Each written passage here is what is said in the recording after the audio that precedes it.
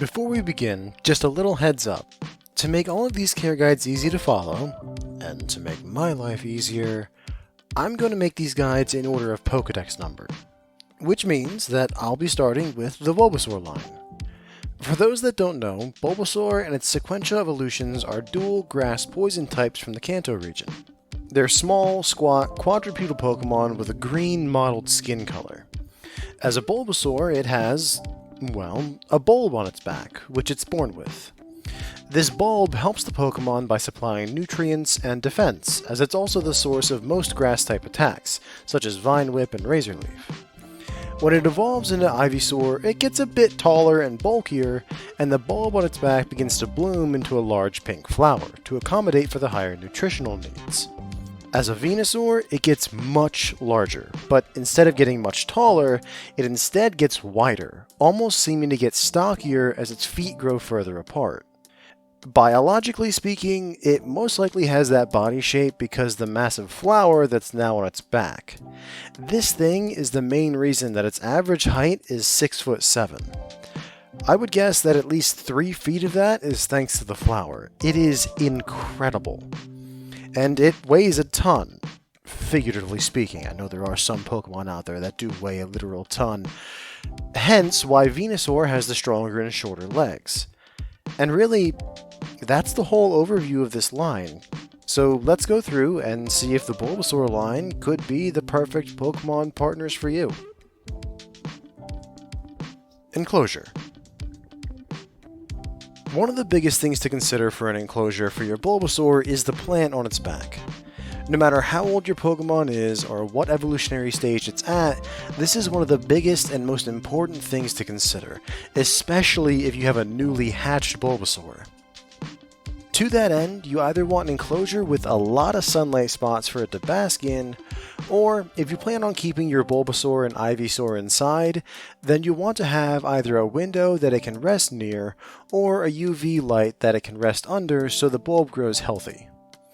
Aside from the sunlight, the Bulbasaur line do well in grassy fields or open forests. Oh, and what I mean when I say open forests is that there are gaps between the canopy that allow sunlight to slip through to the ground, there isn't much ground cover like bushes and vines, and the distance between the trees is open enough that it would allow a Venusaur to be able to slip through, if you have one. That does mean that you will be spending a lot of your time either keeping the grass mowed or trimming back tree branches or stuff like that. Lawn maintenance, basically. When it comes to activity, the Bulbasaur line are diurnal, meaning that they are active during the day and then sleep at night. Sleeping arrangements tend to be pretty simple for them, something along the lines of a large Pokemon house for either Bulbasaur or Ivysaur, or a shed for Venusaur with an appropriately sized Pokemon bed. Don't be too worried about decorating or upkeep or really even cleaning it that often. They won't be spending that much time inside of it aside from sleeping. The occasional sweep and disinfectant scrub should be good enough for the inside of their home. The last bit that I'm going to go over habitat-wise are other Pokemon that could be housed with the Bulbasaur line if you want to. There are some Pokemon that need to be housed together in packs, there are those that are probably best to leave by themselves, and there are also ones that can live with other Pokemon no problem, but can also be fine on their own. The Bulbasaur line neatly fits to the last category. They can live just fine with almost any other grass type, like an Oddish, or a Chikorita, or a Bellsprout. Bug Pokemon can be okay depending on which ones you have. The small ones like Caterpie or Grubbin are fine. They usually don't have the power to seriously damage even a young Bulbasaur. Weedles and other Pokemon known for their poison touch or barbs are probably a bad choice, as the poison can have a pretty strong effect on grass types like Bulbasaur. It starts to affect the bulb on their back, and that can make your Pokemon extremely sick, and that can lead to a trip to the Pokemon Center, and it's usually just best to avoid the situation altogether. Now, the dangerous bug types are the big ones like Heracross, Scolipede, or Yanmega. They're actually big enough and have enough power that they can damage even a fully grown Venusaur, let alone a newly hatched Bulbasaur. Unless you want some high-stakes Pokemon battles, don't put them together. Oh, And this should go without saying, but no fire-type Pokemon. It really won't end well if they get into a fight and you're not there to break it up. Availability. The Bulbasaur line are infrequent in the wild. And what I mean by that is that the Bulbasaur population, just like most starters, will go through certain cycles. Let me explain for those of you that don't really know. When the starter Pokemon were chosen as the starters for a certain region, that led to a boom in that Pokemon's popularity, which unfortunately led to a decline in the natural populations of these Pokemon as trainers started to go out and actively hunt for them. That's why, usually, these Pokemon are nearly impossible to find in the wild. As soon as someone finds a wild one, they get caught. Luckily, the governments around the world were able to set up large breeding programs for these Pokemon before the popularity took hold. But the starter programs are why you sometimes get large waves of these Pokemon in the wild. Starter trainers sometimes take to the breeding program, trying to get a rare genetic mutation of different pigmentation known as a shiny among trainers. And that's somewhat fine. After all, as a breeder myself, I would absolutely love to get a shiny Pokemon of any kind in my collection. However, the difference there is that while I would love to get a shiny, it isn't my end goal. If one would appear in one of my breeding programs, I'd probably scream in happiness for days on end, but it's not what I'm aiming for. I will take whatever comes out of that egg, shiny or not. The novice trainers that are only breeding for that shiny, well, that can lead to a lot of non-shiny eggs hatching and just being released into the wild. And I want to be clear here, it is very unlikely for you to get a shiny Pokemon. You could go through thousands of eggs before getting one. This is what leads to a nearly seasonal increase in numbers in the wild starter Pokemon population.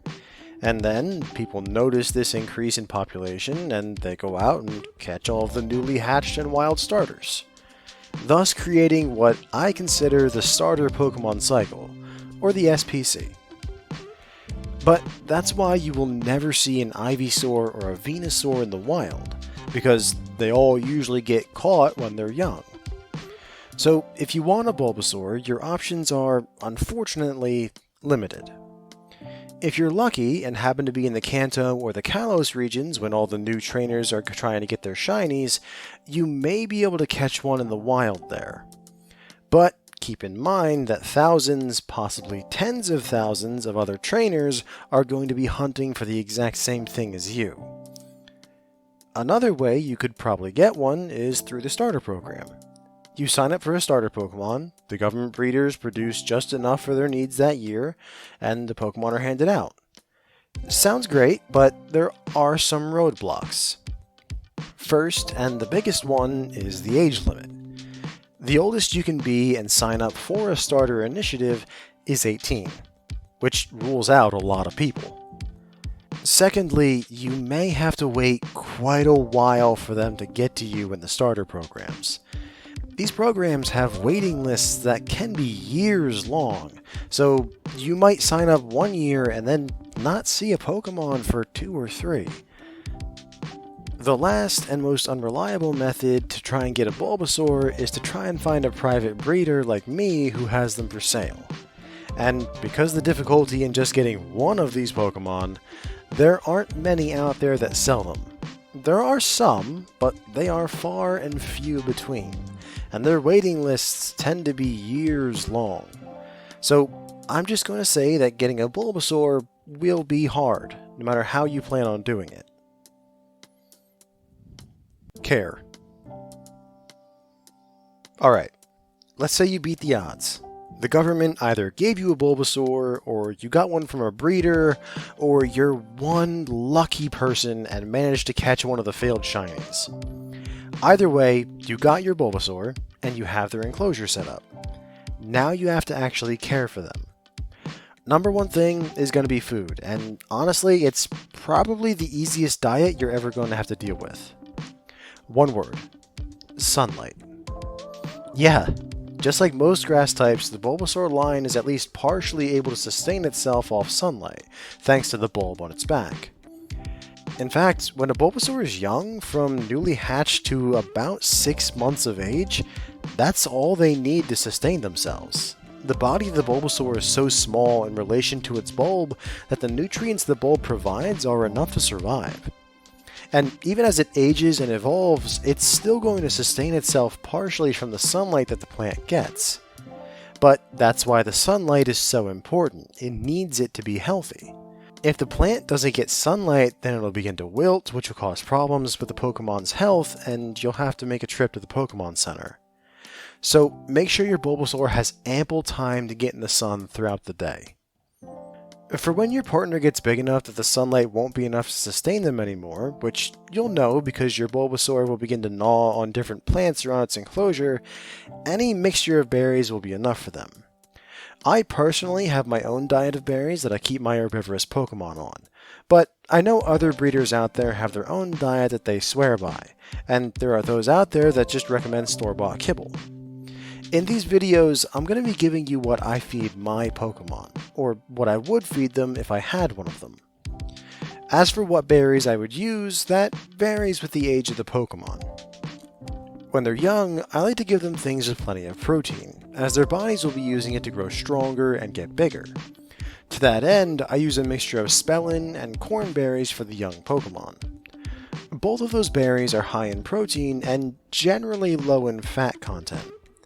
As the Pokemon gets older, they'll require less protein and more of a balanced diet, though they will still need to build up protein stores in their body for when they evolve. It's hard to say when that time is, as even within one species of Pokemon, individuals can grow slower or faster, so I highly recommend frequent Pokemon Center visits so you'll know when it's time to start swapping their food out. I would swap out the corn berries for the pear berries, as it's a more well-rounded nutrient-based fruit. Now, of course, different evolutions need different amounts of food.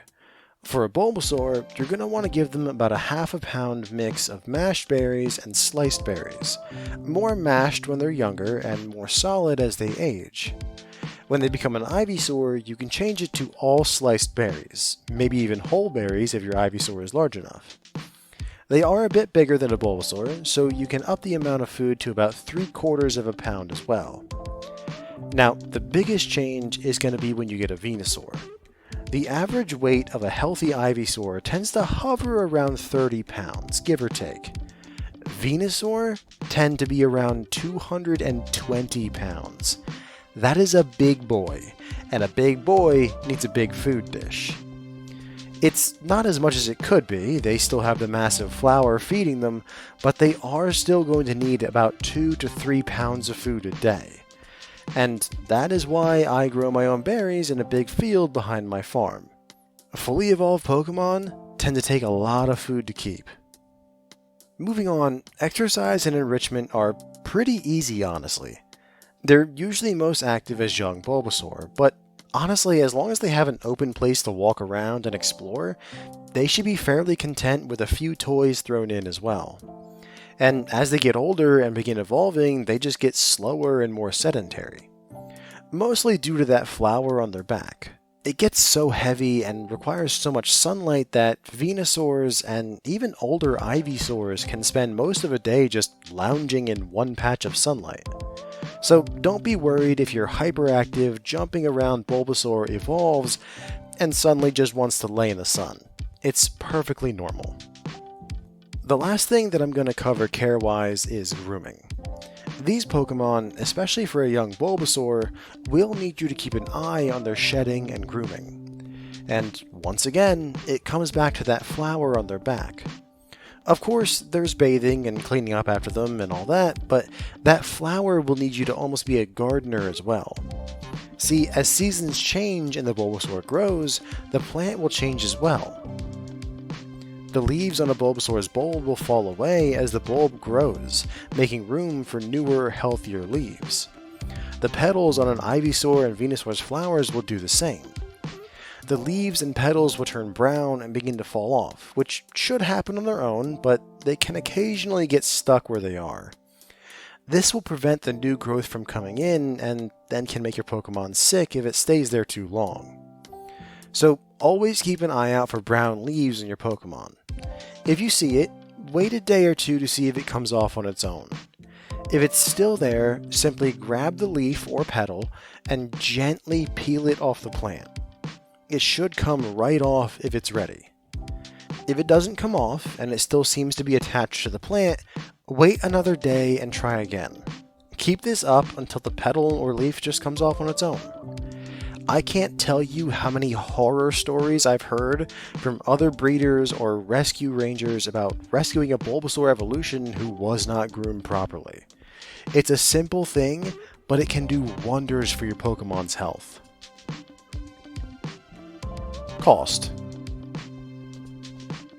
Cost-wise, a Bulbasaur evolution is either going to be low or very low, as long as you ignore the Pokemon itself. But as soon as you add in the Pokemon, these things can get ridiculous. Unless you're lucky enough to get one from the starter program or find one in the wild, the only place you'll get one is through a breeder, like me, or a private seller, someone who has a Bulbasaur and is just selling it. And thanks to the popularity of these species, you'll be paying through the nose for that Bulbasaur. If I had a category above very high, I'd be placing Bulbasaur in that one. It's outrageous, but if you really, really want one, then you might be able to find one for that much. As for everything else involved with the Bulbasaur line, it shouldn't be too much. An outdoor habitat would be cheapest. I would recommend just starting with a shed from a Bulbasaur, because once it becomes a Venusaur, you'll just need to spend extra money to upgrade to a shed anyway. The price for that should be low, and your Bulbasaur will like the extra space to explore on rainy days, so it's a win-win. But if you need something on the very low side just for the first two forms, then you can find a decent outdoor Pokemon house pretty easy online. Like I said before, you don't need anything fancy here, just a large bed for it, a few toys to keep it entertained, and that's all. Always best to keep it simple. Food will be more expensive. I can't give exact prices as each store, city, and region has different prices for stuff, but I will say that for the first two evolutions, your food expenses will be very low per month. Buying in bulk will help it stay that way, and either freezing or refrigerating it will help keep it for longer. I would personally recommend getting one of those big chest freezers that people use for meat and putting your spare food in that. Trust me, it'll keep your food freezer and fridge from becoming packed with only Pokemon food. When I first started, I made that mistake, and it got to the point where there was more Pokemon food in my fridge than food for me. So a chest freezer will really help get rid of that problem early on. Anyway, food for the first two evolutions should be very low, but once they become a Venusaur, it's a whole nother matter. Feeding a Pokemon 2 pounds of berries every day will jump it up to a moderate pricing. Like I said, the best ways to lower that cost are buying in bulk, buying directly from the producer. A little hint, farmers tend to like selling directly to customers because they make more off the sale, so they tend to be cheaper than at a store. Or you can try growing the food yourself just to try and offset the cost. In all, it's not the worst that a Pokemon's food could cost. Conclusion. Taken as a whole, the Bulbasaur line of Pokemon has its ups and its downs. Extremely tough to get a hold of, but incredibly easy to care for once you are able to get one. Honestly, it's a great choice for any trainer starting out or for someone with more experience looking for an easy line to care for. The Kanto and Kalos region governments did a great job choosing Bulbasaur as a starter. Personally, I've known a few people in my life who've had Bulbasaurs, and they're wonderful creatures, absolutely fantastic. I've never tried to get one, a bit too expensive and rare for my tastes, but if you don't mind the scarcity, the grooming, and the space needed for a fully grown Venusaur, I would say that this would be a great Pokemon partner for you. Thank you all for watching, and please join us again next time when we go over the fire starter of Kanto, the Charmander line. Have a wonderful night, everyone.